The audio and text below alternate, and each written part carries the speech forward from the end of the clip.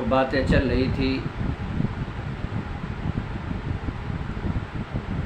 اس کریلی میں 4 شخص جس کا نام عبداللہ ہے، ہٹوا سے یا ہٹیا بکری منڈی سے چند لوگ آئے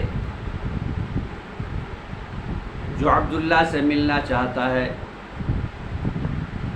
آپ پوچھیں گے کہ بھائی کس عبداللہ سے ملنا چاہتے ہو؟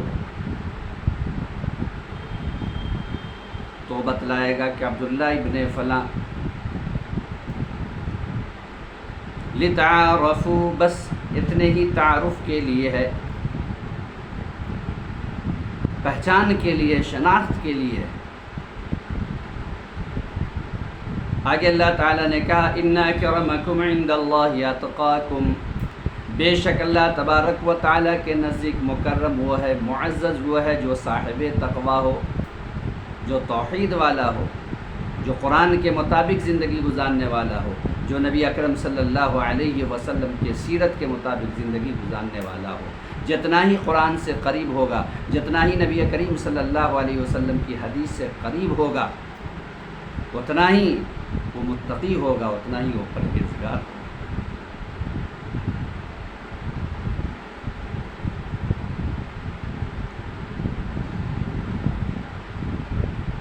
تو اگر نبی کے خاندان ہی میں پیدا کیوں نہ ہوا ہو،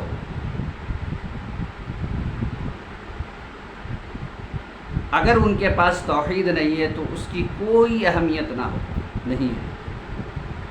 اس سلسلے میں قرآن کریم کا مطالعہ کیجیے۔ حضرت نوح علیہ السلام ہیں،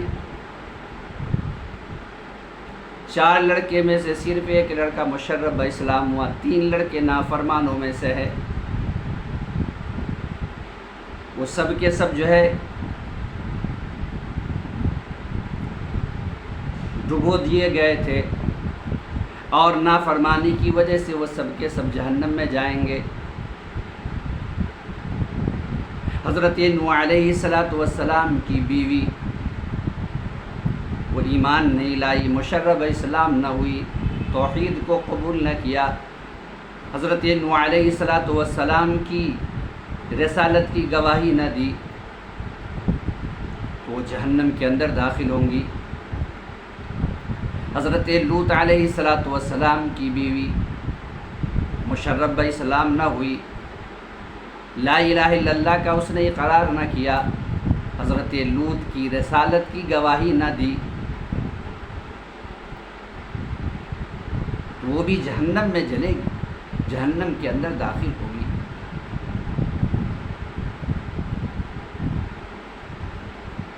جناب محمد الرسول اللہ صلی اللہ علیہ وسلم کے خاندان میں ابو لہب بھی ہے۔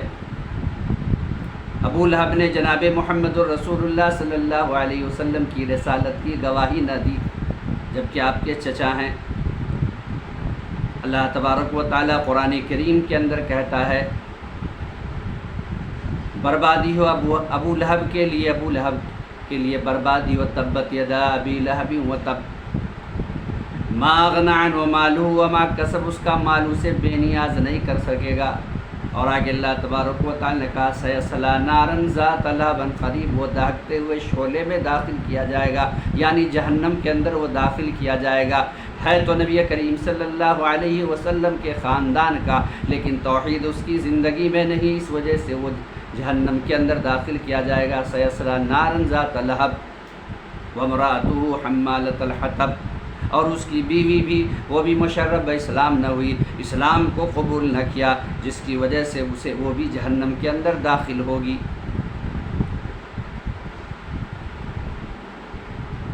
ابو طالب جس نے نبی کریم صلی اللہ علیہ وسلم کے ہر بھلے برے وقت میں ساتھ دے رہے ہیں، آخری وقت میں نبی اکرم صلی اللہ علیہ وسلم آپ کے سرہانے بیٹھے ہوئے ہیں اور کہہ رہے ہیں کہ چچا جان صرف میرے کان کے اندر اس بات کی گواہی دے دیں لا الہ الا اللہ محمد الرسول اللہ، کل قیامت کے دن میں اللہ کی بارگاہ میں آپ کے خلاف میں جھگڑوں گا اللہ تبارک و تعالیٰ سے۔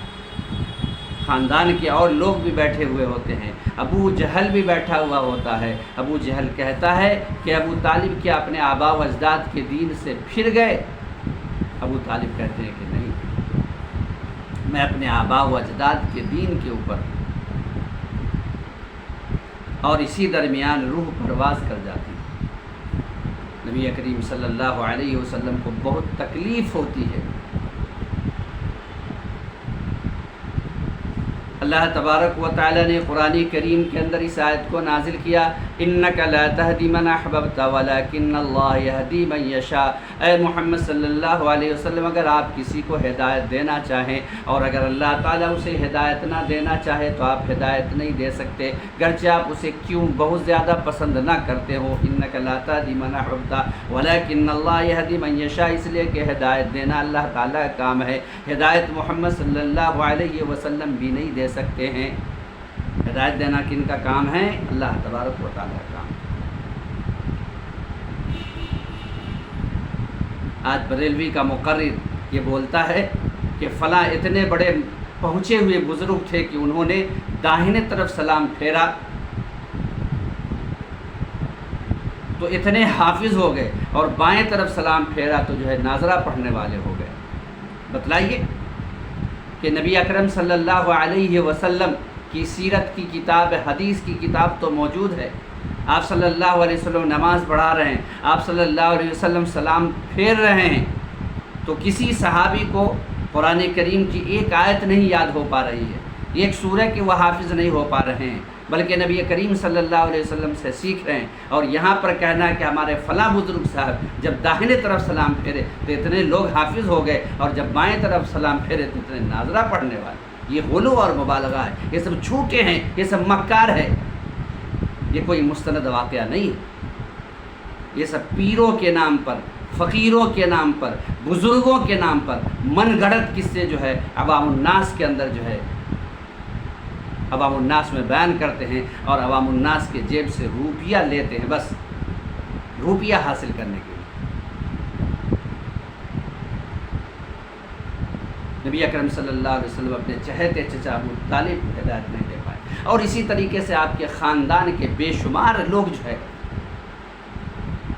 توحید کے اوپر نہیں تھے، شرک کے اوپر موت ہوئی، اللہ تبارک و تعالیٰ اسے جو ہے جہنم کے اندر داخل کرے گا۔ ان اکرمکم عند اللہ اتقاکم، کیونکہ اللہ تعالیٰ کے نزدیک مکرم و معزز وہ ہے جو صاحب تقوی۔ حضرت بلال حبشی رضی اللہ تعالیٰ عنہ جو حبش کے رہنے والے تھے، کالے کلوٹے تھے، اگر کہیں نکاح کا پیغام بھیجتے تو اتنے کالے کلوٹے تھے کہ کوئی اپنی لڑکی دینے کے لیے تیار نہ ہوتے۔ لیکن کیا ہوا، نبی اکرم صلی اللہ علیہ وسلم جب معراج کی شب جاتے ہیں تو وہاں پر حضرت بلال حبشی رضی اللہ تعالیٰ عنہ جو چلتے تھے، یا حضرت بلال رضی اللہ تعالیٰ عنہ کے کھڑاؤں یا چپل کی جو آواز ہوتی تھی وہ آواز سنائی گئی جنت کے اندر۔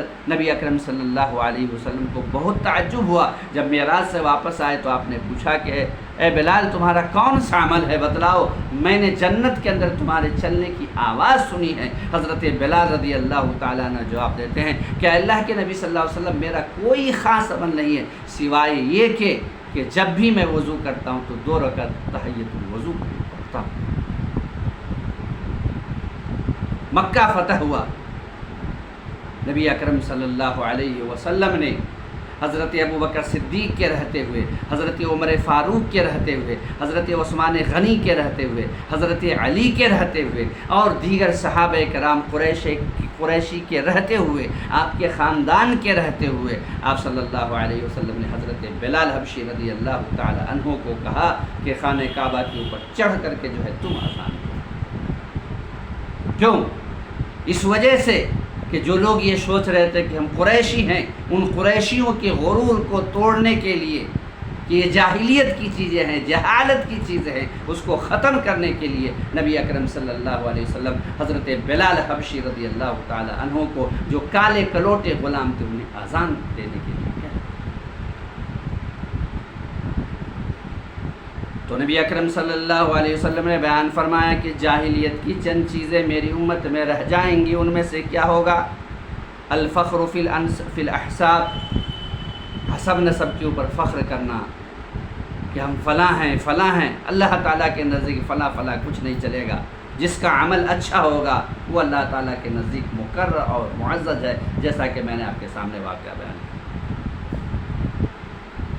دوسری چیز کیا ہے؟ وَالطَّعْنُ فِي الْأَنْسَابِ، کسی کے نسب میں تانا زنی کرنا کہ تمہارا باپ تو ایسا تھا، تمہارا دادا تو ایسا تھا، تمہاری ماں تو ایسی تھی، تم فلاں خاندان کا ایسے اور ویسا۔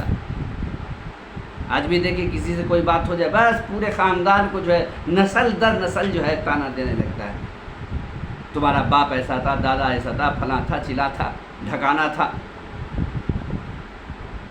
اور تیسرا کیا؟ والاستسقاء بالنجوم، بارش اللہ تبارک و تعالی نازل کرتا ہے۔ بہار کا خطہ دیکھیے کہ ہمیشہ جو سیلاب سے جو ہے ڈوبا ہوا رہتا تھا، جہاں پر خوب بارش ہوتی تھی، آج کل جو ہے وہاں کے کسان بارش کے لیے ترس رہے ہیں، بیج وغیرہ جو بوئے تھے وہ سب کے سب چل گئے۔ اتر پردیش میں بارش ابھی نہیں ہو رہی ستمبر کے مہینے کے اندر، اور ادھر جو ہے مہاراشٹر کے اندر بارش ہی بارش، اور بنگلور کے اندر بارش ہی بارش ہو رہی۔ تو بارش کون نازل کرتا؟ اللہ تبارک و تعالی نازل کرتا ہے۔ لیکن بارش نازل ہونے کی وجہ سے جاہلیت کے لوگ کیا کہتے تھے کہ فلاں ستارہ کے طلوع ہونے کی وجہ سے بارش ہوئی ہے۔ آج بھی کیا کہتے ہیں کہ نچھتر کی وجہ سے بارش ہوئی ہے، فلاں کی بارش ہے، ہتھیا کی بارش ہے، فلاں کی بارش ہے۔ بارش اللہ تبارک و تعالی نازل کرتا ہے، کسی ستارے کے طلوع ہونے کی وجہ سے بارش نازل نہیں ہوتی۔ اور چوتھے نمبر پر آپ صلی اللہ علیہ وسلم نے کیا بیان فرمایا؟ والنیاحہ، نوحہ کرنا، مردے کے اوپر رونا، چیخنا، چلانا، یہ جاہلیت کی چیزوں میں سے۔ آج دیکھیے بریلویوں کو چھوڑ دیجئے، دیوبندیوں کو چھوڑ دیجئے، دیگر کو چھوڑ دیجئے، آج اہل حدیث کے اگر کسی کا انتقال ہو جائے تو روتے ہیں، چلاتے ہیں، چیختے ہیں۔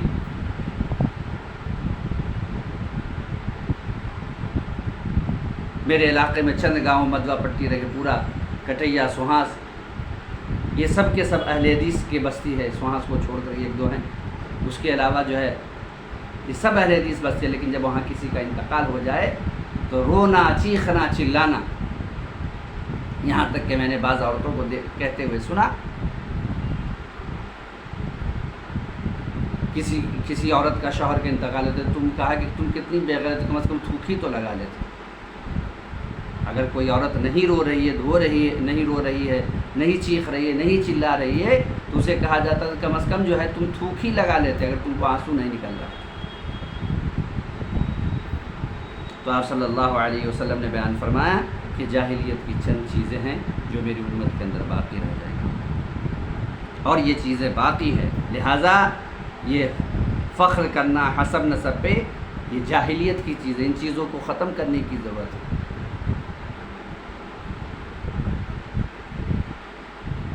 اللہ تبارک و تعالی سے دعا ہے کہ اللہ العالمین تو ہمیں نبی اکرم صلی اللہ علیہ وسلم کی حدیث کی روشنی میں اپنی زندگی گزارنے کی توفیق عطا فرمائے۔